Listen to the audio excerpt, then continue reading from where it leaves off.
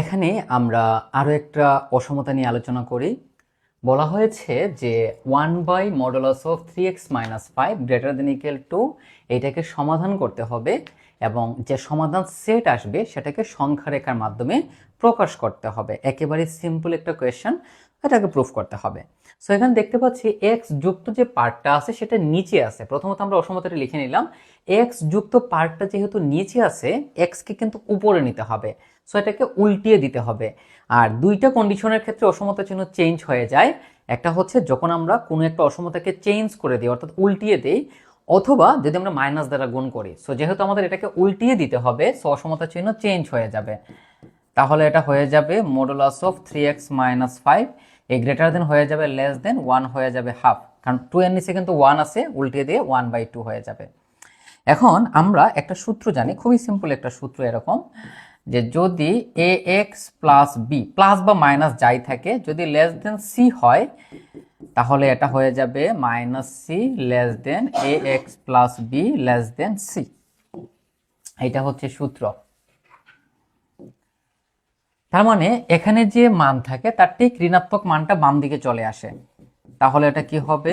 -½ less than 3x-5 less than half. এখন আমাদের তো উদ্দেশ্য হচ্ছে এক্স এর ভ্যালু ফাইন্ড আউট করা, সো এই 5টা আমাদের দরকার নাই, যেহেতু -5 আছে, সো সবগুলোর সাথে আমরা +5 করে দিব। সো হয়ে যাবে 3x-5 +5 লেস দেন হাফ +5। এটাকে যদি ক্যালকুলেশন করি, 5 দুগুণা 10, 10 থেকে 1 বিয়োগ করলে হচ্ছে 9, অর্থাৎ 9/2 লেস দেন 3x। এটা 10, 10 আর 1 হচ্ছে 11, 11/2। সো যেহেতু এখানে 3x সবগুলোকে আমরা 3 দ্বারা ভাগ করে দিব, তাহলে এটা হবে 9/6 less than x less than 11/6। তো 9/6 মানেই হচ্ছে 3/2 less than x less than 11/6। So এতক্ষণ পর্যন্ত আমরা কি করলাম? আমরা জাস্ট এটাকে সংখ্যা রেখার মাধ্যমে সমাধান করলাম। 3/2 less than x less than 11/6। কিন্তু এখানে একটা জিনিস আপনাকে অবশ্যই লিখতে হবে,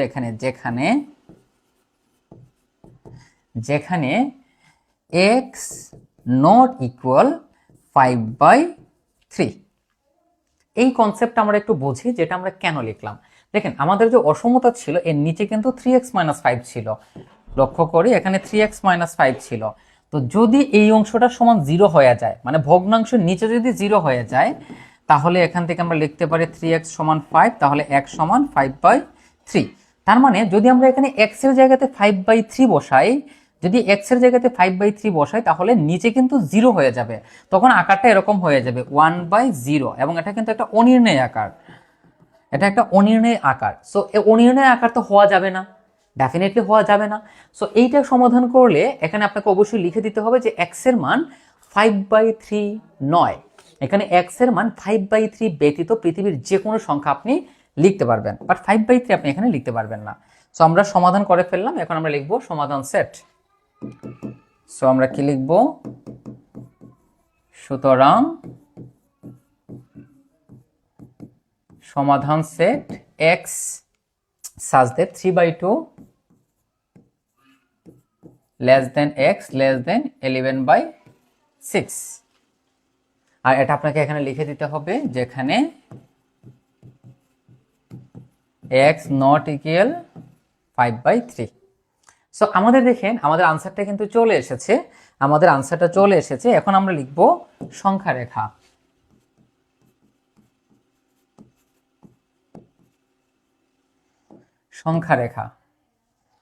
সো সংখ্যা রেখাটা আমরা কিভাবে করব দেখেন। এখান থেকে আমরা এখন সংখ্যা রেখা অঙ্কন করব। সো আমরা অঙ্কন করলাম সংখ্যা রেখা।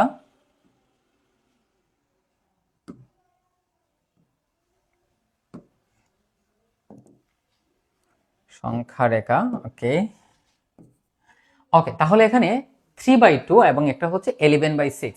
আচ্ছা, এগুলোকে আমরা একটু দেখি। 3/2 আর একটা হচ্ছে 11/6, 3/2 এবং 11/6। সো 3/2 মানে কত? দেখেন 3/2 মানে হচ্ছে 1.5, আর 11/6 মানে হচ্ছে 1.83। তার মানে এই দুইটা মানে হচ্ছে 1 থেকে 2 এর মধ্যে। সো এখানে আমরা লিখলাম 0, এইটা হচ্ছে 1, এইটা মনে করেন 2, আর এটা হচ্ছে 3। এইদিকে আমরা জাস্ট একটা মান নিয়ে নিলাম -1। এখানে বেশি নেওয়ার দরকার নাই, কারণ আমাদের তো এই মানগুলা দরকার। সো প্রথমটা হচ্ছে 1.5, 3/2 মানে হচ্ছে 1.5। সো 1.5টা কিন্তু ঠিক মধ্যে অবস্থিত, এই মধ্যে। সো এই যে ঘর, এইটা হচ্ছে আমাদের 3/2, আর একটা হচ্ছে 11/6 অর্থাৎ 1.83। তার মানে এটা এই জায়গাতে আছে, আমরা ধরে নিলাম এটা হচ্ছে 11/6 এই জায়গাতে আছে। এখন দেখেন এখানে একটা জিনিস আমরা একটু লক্ষ্য করি, সরি, ওকে। সো এটাকে আর একটু বড় করে লিখতে হবে। এখন দেখেন এখন দেখেন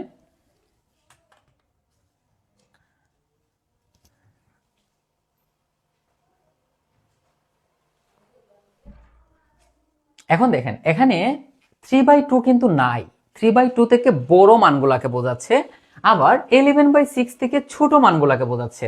তার মানে 2/3 থেকে বড় এবং 11/3 থেকে ছোট যে মানগুলো আছে সেগুলাই শুধু এই সেটের মধ্যে থাকবে। সো এইটাকে আমরা লিখব এরকম সুন্দর করে, এটাকে আমরা এটা অন্য কালার নেই,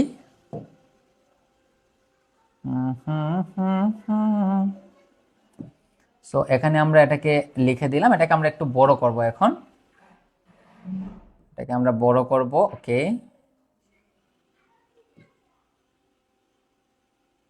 আচ্ছা, এটা হচ্ছে না, আমি এটাকে একটু বড় করে দেই, ওকে। সো দেখেন এটাকে বড় করা যাবে না, এটা এরকম থাকবে, ওকে। এইটাই হচ্ছে আমাদের সমাধান। এখানে আপনাকে একটা বিষয় মাথায় রাখতে হবে যে এই বৃত্তটা কিন্তু ভরাট করা যাবে না। এই বৃত্তটা ভরাট করলে বোঝাবে 3/2টাও এখানে আছে, কিন্তু এখানে কিন্তু 3/2 নাই। আবার এটা যদি আমরা এটাকে ভরাট করে ফেলি তাহলে বোঝাবে 11/6 এখানে আছে, কিন্তু এখানে কিন্তু আসলে 11/6 নাই। 11/6 থেকে ছোট মানগুলা এবং 3/2 থেকে বড় মানগুলা এখানে বোঝাচ্ছে। তাহলে এই হচ্ছে আমাদের এটার সমাধান। সো এটাকে আমি আর একটু সুন্দরভাবে অঙ্কন করি, এই দুইটাকে আমি কেটে দিই। সো এটা একটা পয়েন্ট, এটা একটা পয়েন্ট, হ্যাঁ এখন ঠিক আছে। তো এই হচ্ছে আমাদের সংখ্যা রেখা, এটাই হচ্ছে আমাদের সংখ্যা রেখা। এই প্রবলেমটার আনসার এটাই। আমরা আরো কিছু কোয়েশ্চেন দেখি।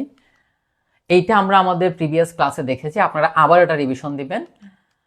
এইটাও আমরা আমাদের প্রিভিয়াস ক্লাসে দেখেছি, সো এইটাও আপনারা রিভিশন দিবেন। এইটা আমরা আমাদের হ্যাঁ এই কোয়েশ্চেনটা আমরা এখানে একটু সলভ করব। যে এখানে কি বলা হয়েছে দেখেন, এখানে বলা হয়েছে modulus of A minus modulus of B less than equal modulus of A minus B. এখন এটাকে আমরা আগে একটু সমাধান করব, তারপর এটাকে আমরা প্র্যাকটিক্যালি বোঝার চেষ্টা করব। সো আমরা লিখব আমরা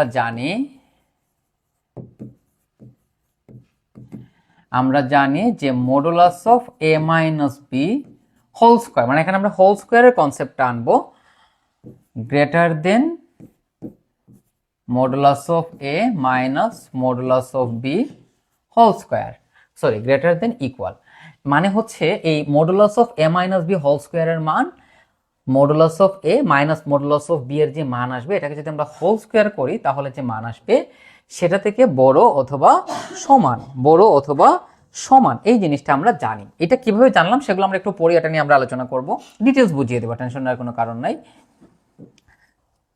তাহলে এই লাইনটাকে আমরা লিখতে পারি modulus of A minus B whole square greater than equal modulus, এই যে ব্র্যাকেট এটা মডুলাস হয়ে যাবে, তখন হয়ে যাবে modulus of A minus modulus of B whole square.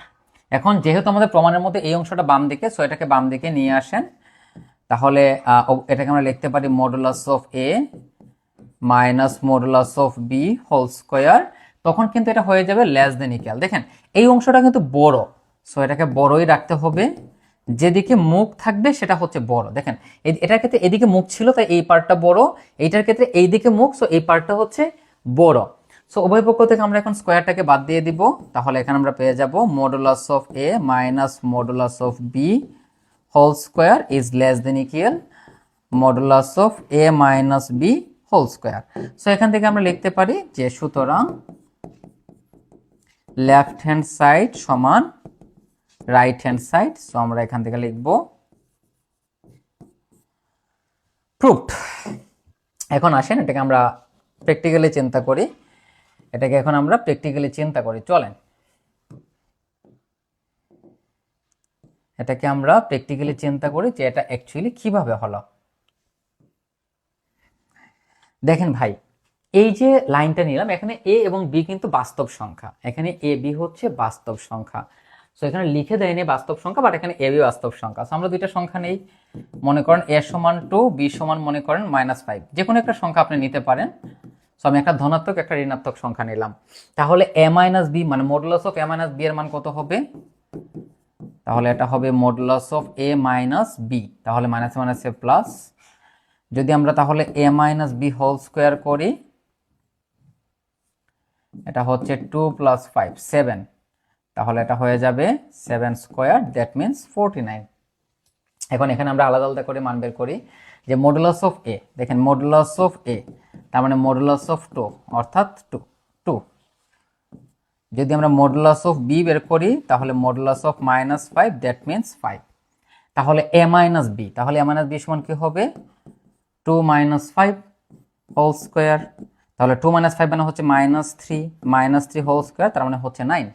তাহলে দেখেন এই যে modulus of A minus B whole square, modulus of A minus B whole স্কোয়ারের মান আমাদের কত ছিল? 49। আর এই টোটাল অংশের মান আমাদের কত ছিল? শুধু 9। তাহলে অবভিয়াসলি এই অংশ থেকে এই অংশটা হচ্ছে বড়, 9 থেকে অবভিয়াসলি 49 বড়, এটা নিয়ে আমাদের কোনো ডাউট নাই। তার মানে হচ্ছে এই বাম দিকের মানটা, মানে এই মডুলাসের ভেতরে যে মানটা থাকবে সেটা বড় হবে অথবা এটা সমান হবে। এখন কিন্তু সমান হয়নি, বাট অন্য মানগুলো ধরলে সমান হবে, কিন্তু কখনোই ছোট হবে না, নেভার, কখনোই ছোট হবে না। সো আমরা খুব সুন্দর করে বলতে পারি এইটা হচ্ছে একটা কন্ডিশন। সো এটাকে আমরা এভাবে প্রুফ করতে পারি। সো এটা বোঝার জন্য আপনি এটাকে নোট হিসেবে রাখতে পারেন। আমি এটাকে এখানে লিখে দিই নোট, জাস্ট আপনাদের বোঝার সুবিধার জন্য এটাকে আমি ধরে নিলাম নোট। ঠিক আছে, এই টোটাল অংশটা হচ্ছে নোট। এটা কিন্তু আমাদের এই ম্যাথের পার্ট নয়, বাট এটাকে আপনি বোঝার জন্য রাখতে পারেন। খুবই সহজ একটা কোয়েশ্চন ছিল এটা। আচ্ছা, এখানে আমরা লাস্ট একটা কোয়েশ্চন নিয়ে এখানে আলোচনা করি। বলা হয়েছে এবিসি 3টা হচ্ছে বাস্তব সংখ্যা, এ বিসি 3টা বাস্তব সংখ্যা, এবং a minus B divided by a plus B less than C minus D divided by C plus D. এখানে একটা কন্ডিশন দেয়া আছে, আপনাকে এটা প্রুফ করতে হবে। সো আমরা লিখব দেওয়া আছে। আচ্ছা, এই প্রশ্নটা কিন্তু নিবন্ধনে এসেছে। কততম নিবন্ধনে এসেছে? এটা হচ্ছে 5ম নিবন্ধনে এসেছে। এটা কিন্তু 5ম নিবন্ধনে এসেছে। আচ্ছা, অনেক আগের প্রশ্ন, সাধারণত এগুলো এখন আসে না, তাও আমি একটু সলভ করে দেই।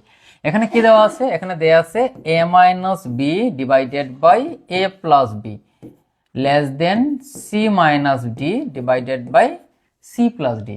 এখন আমাদের এই পার্ট থেকে এই পার্টে যদি আমরা আসতে চাই, তাহলে দেখেন এখানে এ বি, এখানে সি ডি, এখানে এ মাইনাস বি, এখানে হচ্ছে সি মাইনাস ডি। যদি আমরা উভয় পক্ষে -1 বিয়োগ করি তাহলে কি হবে দেখেন। তাহলে আমরা একটু লিখি a minus B divided by a plus B less than C minus D divided by C plus D. So যদি আমরা এখানে -1 করি তাহলে কি হবে দেখেন, উভয় পক্ষে আমরা -1 করতেই পারি, প্রমাণ মিলে যাবে।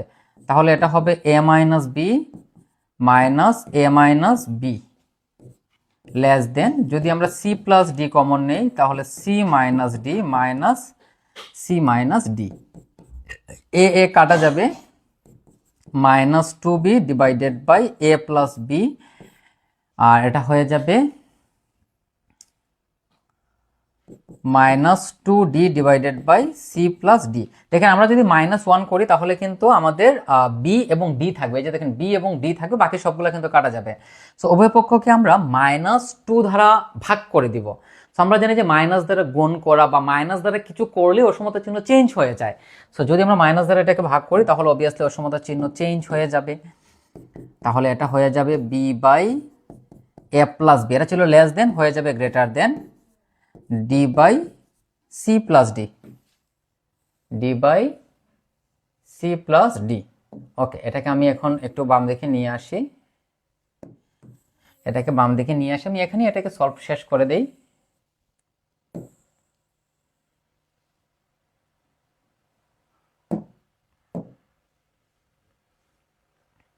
এটাকে আমরা এখানে শেষ করে দেই। ওকে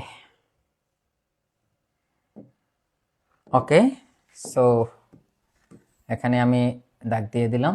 খুবই সহজ একটা প্রশ্ন এটা আসলে। ওকে, তাহলে দেখেন এই যে আমরা লাইনটা লিখলাম, এটাকে আমরা জাস্ট এটার সাথে মিলাবো। তাহলে এখানে এ প্লাস বি থাকবে উপরে আর বি থাকবে নিচে। সো এই এ প্লাস বি কে আমরা, এটাকে আমাদেরকে কি করতে হবে বলেন তো, এটাকে জাস্ট উল্টিয়ে দেন, কাহিনী শেষ। উল্টিয়ে দিলেই কাহিনী শেষ। দেখেন এখানে এ প্লাস বি উপরে, কিন্তু এখানে এ প্লাস বি হচ্ছে নিচে। এখানে সি প্লাস ডি উপরে, এখানে সি প্লাস ডি হচ্ছে নিচে। সো এটাকে যদি আমরা উল্টিয়ে দেই তাহলে এই গ্রেটার দেন হয়ে যাবে লেস দেন, অর্থাৎ অসমতা চিহ্ন চেঞ্জ হয়ে যাবে। সো এটাকে উল্টিয়ে দেন, তাহলে এই কাহিনী শেষ। এটাকে যদি উল্টিয়ে দিই তাহলে এ প্লাস বি বাই বি, আর যেহেতু আমরা উল্টিয়ে দিয়েছি সো এই গ্রেটার দেনটা হয়ে যাবে লেস দেন, আর এটা হয়ে যাবে C plus D by D. আমরা জানি যদি আমরা একটা অসমতাকে মাইনাস দ্বারা গুণ করি সেক্ষেত্রে অসমতা চিহ্ন চেঞ্জ হয়। আবার যদি আমরা অসমতা চিহ্ন মানে অসমতাকে উল্টিয়ে দেই তাহলে অসমতা চিহ্ন চেঞ্জ হয়। সো দেখেন আমাদের প্রমাণটা কিন্তু মিলে গিয়েছে। সো আমরা লিখতে পারি প্রমাণিত। প্রমাণিত। খুবই সহজ একটা কোয়েশ্চন ছিল। আমরা আশা করি এই প্রবলেমগুলো আমরা বুঝতে পেরেছি। এরপরও যদি আপনাদের কোনো সমস্যা থাকে বা কোনো কিছু বোঝার থেকে অবশ্যই প্রশ্ন করবেন। ধন্যবাদ সবাইকে।